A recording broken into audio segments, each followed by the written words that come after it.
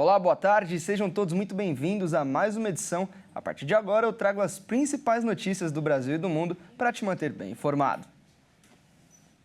E olha só, uma operação da Polícia Federal apreendeu mais de 40 milhões de reais em bens e dinheiro desviados pelo esquema de fraudes dos descontos das pensões e aposentadorias do INSS.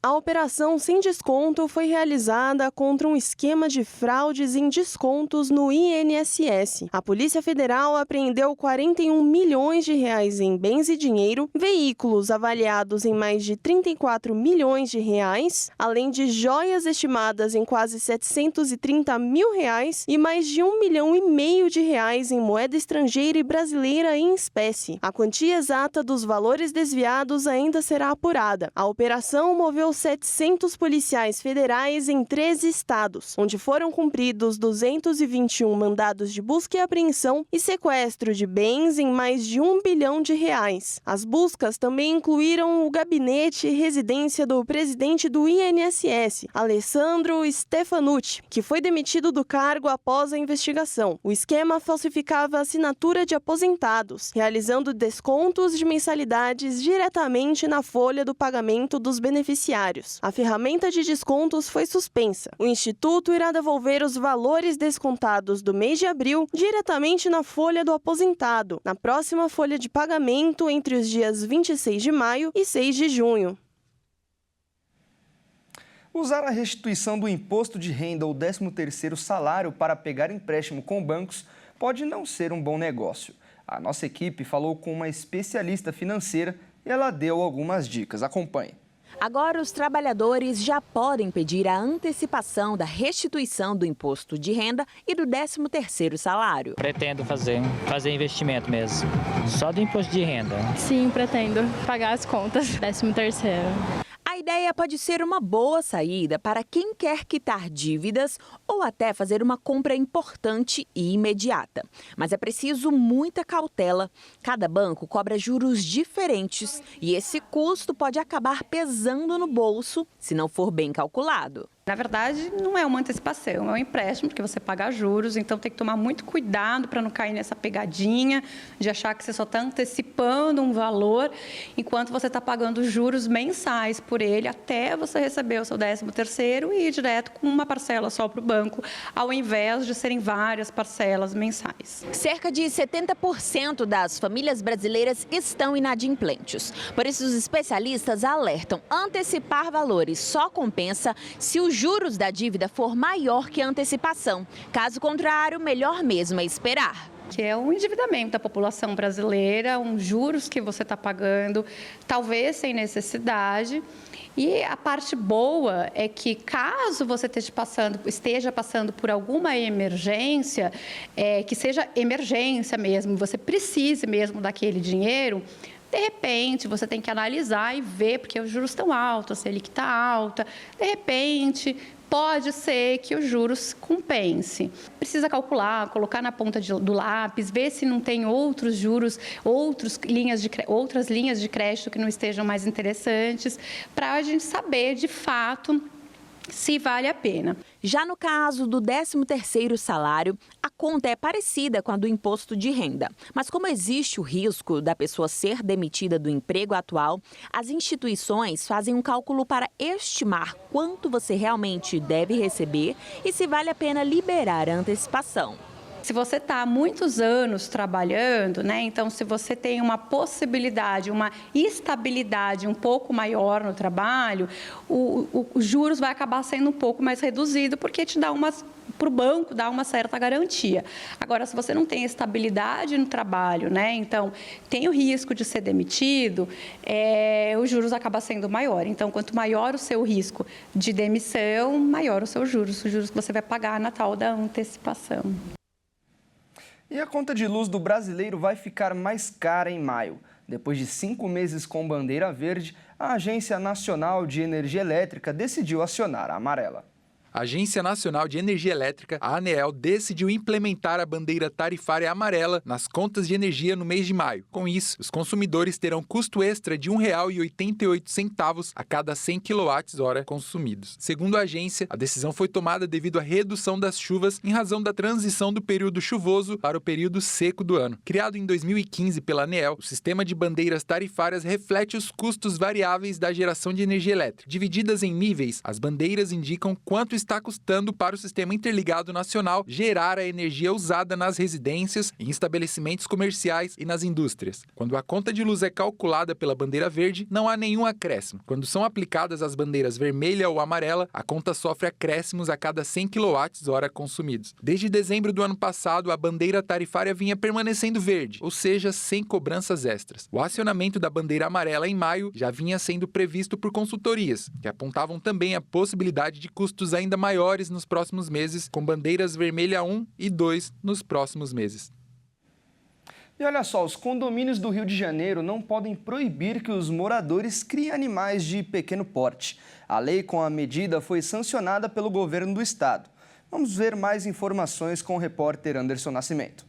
Um projeto de lei sancionado pelo vice-governador do Rio, Thiago Pampulha, proíbe que a convenção de condomínio impeça que moradores criem animais de pequeno porte. Há exceções no projeto. De acordo com o texto, a restrição à criação e guarda de animais de qualquer espécie, seja nas unidades autônomas ou nas áreas comuns dos condomínios, só poderá ocorrer quando o animal apresentar risco à segurança, higiene, saúde e ao sossego dos moradores e frequentadores do local. A lei não especifica qual é o parâmetro que definirá o que é um animal de pequeno porte. Inicialmente, o texto do parlamentar era mais abrangente e queria proibir os condomínios de impedirem a criação de animais no geral, mas essa redação foi alterada após discussões na Assembleia Legislativa do Rio de Janeiro.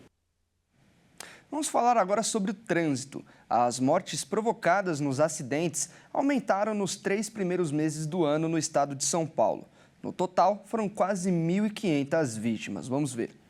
Na capital, o número registrou uma ligeira queda. O resultado é atribuído principalmente às ações de fiscalização do Detran, que realiza vários comandos nas ruas para dosar o nível de álcool dos motoristas, checar o estado dos veículos e a maneira como o motorista dirige. No ano passado, 400 mil pessoas foram paradas nos comandos. Já o número de mortes de pedestres aumentou em relação ao trimestre anterior. Este ano, foram 80 vítimas, 8 a mais do que no ano passado. Estes números batem de frente com o comparativo do estado. A soma do trimestre foi de 208 falecimentos, 5% a menos do que no ano passado. Com relação aos motociclistas, também houve um aumento no mês de março, com 239 vítimas e 625 nos 3 primeiros meses. Por outro lado, os óbitos ocasionados por automóveis reduziram quase 2% no terceiro mês e 12% no trimestre.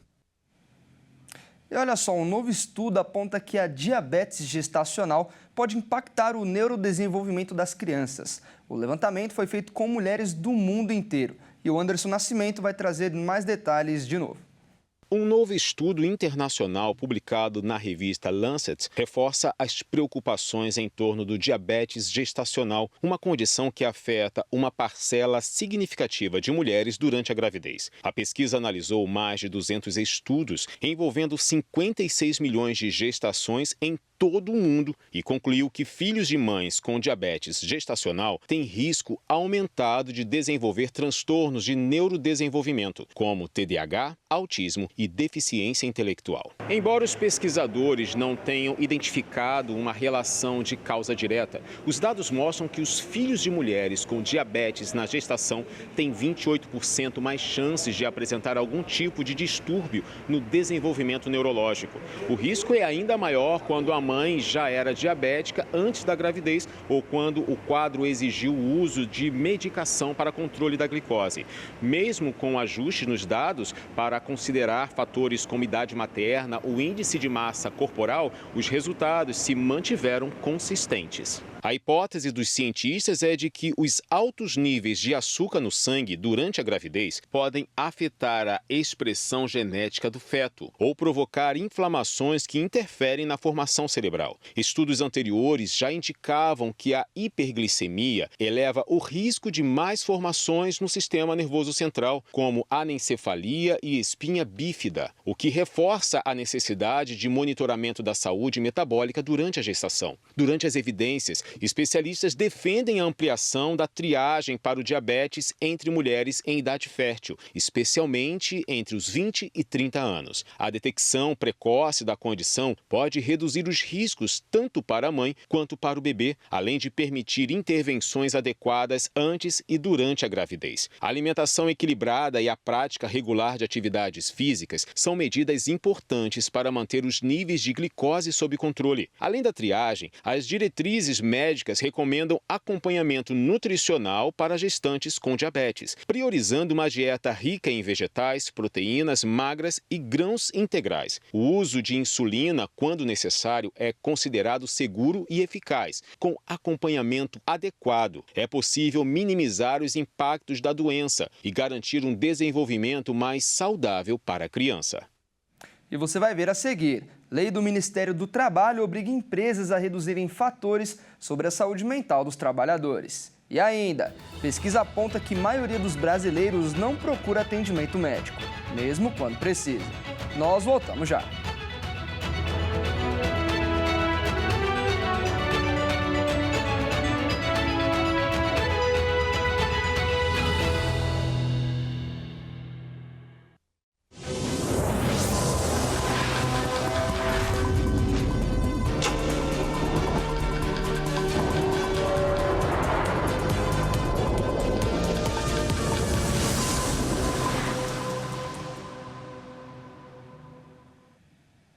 Nós estamos de volta.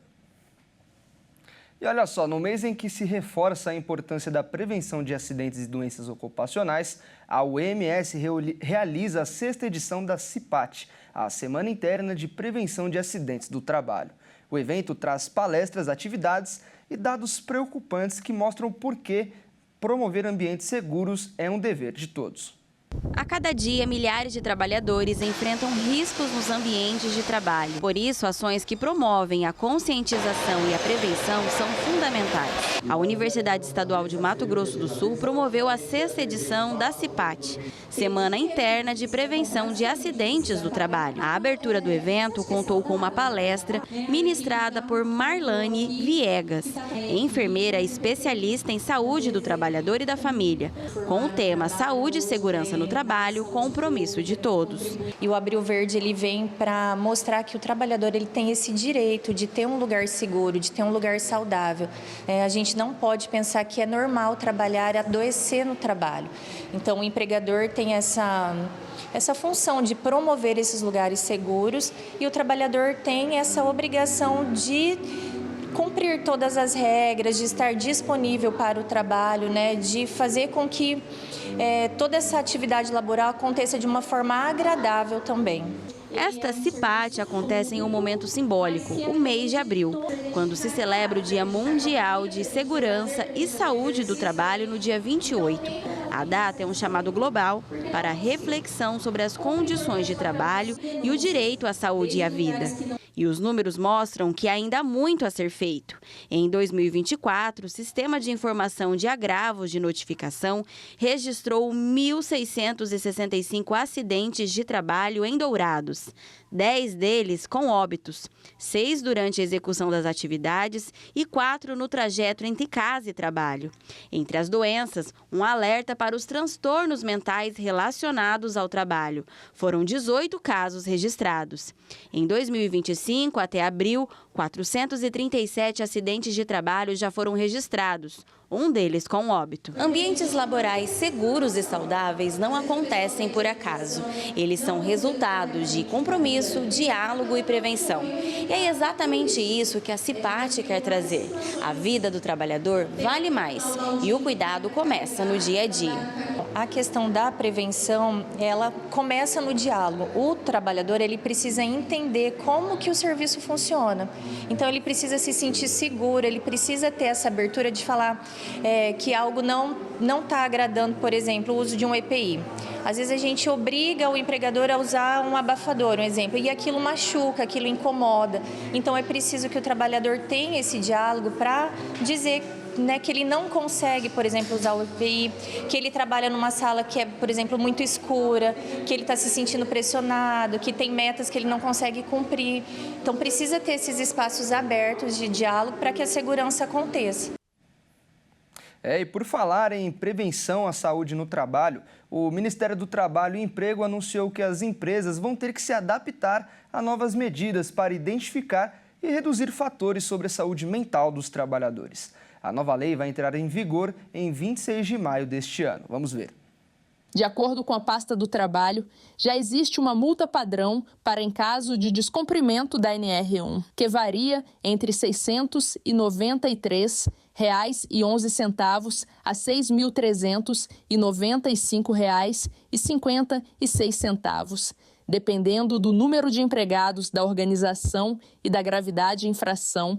Também foi anunciado o lançamento de um guia com orientações sobre os fatores de risco psicossociais, além da previsão de um manual técnico em até 90 dias para esclarecer dúvidas. As empresas devem iniciar ações educativas para mapear riscos psicossociais, mas não serão punidas por descumprimento imediato. A fiscalização poderá ocorrer, mas dentro da lógica de dupla visita. Primeiro um alerta, depois possível multa em caso de reincidência. Um manual técnico com orientações detalhadas deverá ser publicado em até 90 dias. Especialistas apontam que o adiamento da adoção das medidas pode prolongar um cenário já crítico em termos de saúde mental no trabalho e que pode deixar brecha para desengajar empregadores que tendem a riscar da agenda a pauta, retomando-a apenas quando a multa passar a valer. Ainda falando em saúde, olha só, a maioria dos brasileiros não procura atendimento médico. O diagnóstico é de um levantamento nacional que apontou os principais motivos para este comportamento. A falha quase geral no sistema. E como isso acontece mesmo sendo perigoso, a alternativa tem sido a automedicação. Um estudo realizado pelas organizações Vital Estratégias e Humani, em parceria com a Universidade Federal de Pelotas, revelou um cenário preocupante no acesso à saúde pública no Brasil. De acordo com o levantamento, 62,3% da população que precisou de atendimento médico deixou de buscar ajuda. Entre os principais motivos estão a superlotação dos hospitais, a demora no atendimento, a burocracia nos encaminhamentos, o uso de automedicação e a percepção de que o problema de saúde não era grave. A pesquisa integra o projeto Mais Dados, Mais Saúde, que pretende realizar análises periódicas sobre temas ligados à saúde brasileira. O estudo ouviu 2.458 pessoas com 18 anos ou mais, de todas as regiões do país, usuárias tanto da rede pública quanto da rede privada. Os dados chamam a atenção para o impacto da estrutura precária do SUS, que ainda enfrenta dificuldades como a escassez de profissionais, equipamentos e agilidade nos atendimentos. Dos entrevistados que tentaram acessar o sistema de saúde, 40,5% relataram não ter conseguido o atendimento. As dificuldades apontadas vão desde o tempo excessivo de espera até a falta de recursos básicos, como equipamentos e profissionais capacitados. Para os especialistas, esse conjunto de obstáculos compromete a qualidade do cuidado e afasta a população de uma assistência médica contínua e preventiva. Apesar das críticas em relação ao acesso, o levantamento também trouxe pontos positivos sobre a qualidade do serviço prestado nas consultas realizadas. 6 dos 8 aspectos avaliados foram bem classificados pelos usuários, como a privacidade, o entendimento das explicações, a confiança dos profissionais, a possibilidade de tirar dúvidas, a participação nas decisões sobre o tratamento e o tempo de duração da consulta. Os resultados reforçam a urgência de investir em políticas públicas que melhorem melhorem a eficiência do atendimento e reduzam as barreiras enfrentadas pela população. Para os idealizadores do estudo, os dados são ferramentas importantes para orientar decisões e ações que promovam a dignidade e a totalidade na saúde, fortalecendo o sistema e aproximando os cidadãos do cuidado necessário. Vamos ver agora uma sociedade diferente. O comando dos golfinhos rotadores é das fêmeas. A espécie, frequentemente vista em Fernando de Noronha, é conhecida pelos seus verdadeiros saltos ornamentais. Dá só uma olhada. Podendo girar em torno de si mesmo até 6 vezes e chegando a 3 metros de altura, os saltos dos golfinhos rotadores de Fernando de Noronha são um comportamento utilizado para a comunicação entre eles, facilitando a caça ou até mesmo a identificação de perigos. Os padrões de saltos e batidas de partes do corpo na superfície do mar produzem turbulências características para o próximo golfinho entrar na água. O mamífero faz parte da subespécie Stenella longiroteris, conhecido como pantropical, e tem um corpo alongado e focinho longo. No Brasil, além do destaque no arquipélago de Fernando de Noronha, a espécie foi registrada desde o arquipélago de São Pedro até o Rio Grande do Sul. Segundo especialistas do projeto Golfinho Rotador, os golfinhos rotadores vivem na cadeia de montanhas submarinas de Fernando de Noronha, uma área com formato retangular que fica entre Fernando de Noronha, Atol das Rochas e o Banco Sírios, que fica localizado a 400 metros a leste de Noronha. Se deslocando por uma área de 700 quilômetros, os golfinhos podem atingir até 150 quilômetros de distância em um período de 24 horas, com velocidades médias de 5 quilômetros por hora na entrada de baias de descanso e 6 quilômetros na saída. Já quando estão em grupos, a velocidade pode chegar à máxima de 40 quilômetros por hora.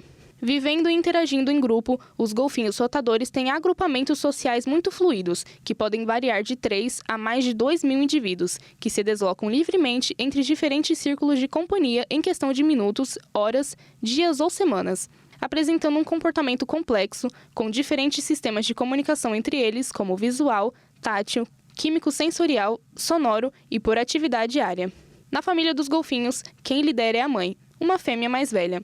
Já a figura paterna não existe. O agrupamento familiar é composto somente pela mãe, irmã e irmãos apenas. E os machos adultos vão se associando nessas derivações. Ao longo de anos de estudos, os especialistas do projeto Golfinho Rotador observaram uma clara diminuição no tempo de permanência dos golfinhos ao longo dos anos, correspondente ao aumento do turismo náutico e impactando de forma negativa os golfinhos rotadores em Fernando de Noronha, ou em épocas mais chuvosas, que acontecem de março a junho.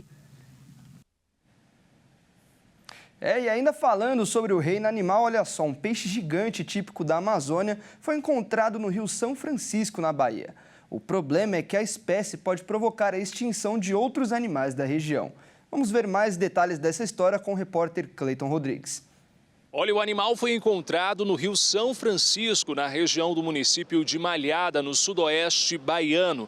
De acordo com informações, o peixe gigante media mais de 2 metros e pesava 80 quilos. Contudo, de acordo com especialistas, ele pode chegar a atingir 3 metros e pesar 200 quilos. Ainda não se sabe como esse peixe amazonense chegou às águas do Rio São Francisco, mas acredita-se que ele pode ter escapado de um criadouro. De acordo com especialistas, geralmente em período de cheia, pode haver rompimento desses criadouros e também dos tanques. O peixe acaba fugindo e se readapta às águas do rio. A maior preocupação agora dos especialistas é com o risco à existência de outras espécies do Rio São Francisco. De acordo com os especialistas, por ser carnívoro, o pirarucu se alimenta de outros peixes, crustáceos e também pequenos animais aquáticos, além também de ter um comportamento agressivo,